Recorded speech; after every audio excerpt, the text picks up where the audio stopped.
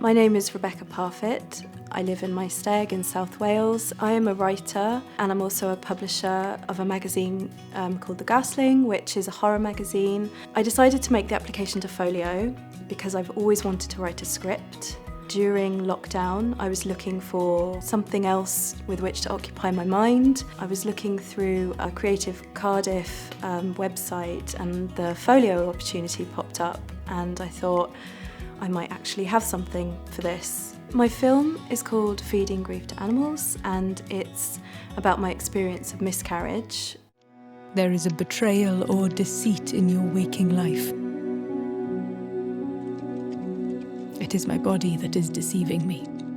It's told through the medium of shadow puppetry. It's about a lady who goes into her garden to seek solace and peace and to try and work through her grief.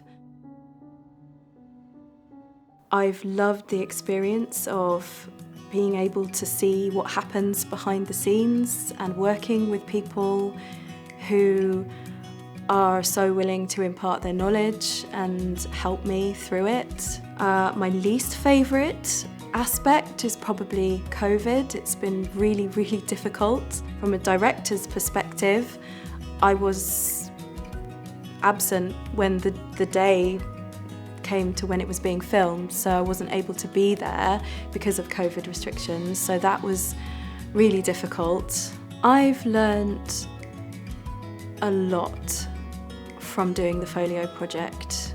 I've experienced how to create storyboards, how to write a script properly and convey the information to the people that need it. I've learnt things about how to market my film to film festivals. I've learnt how producers work, how directors work as well, which I had no idea about before.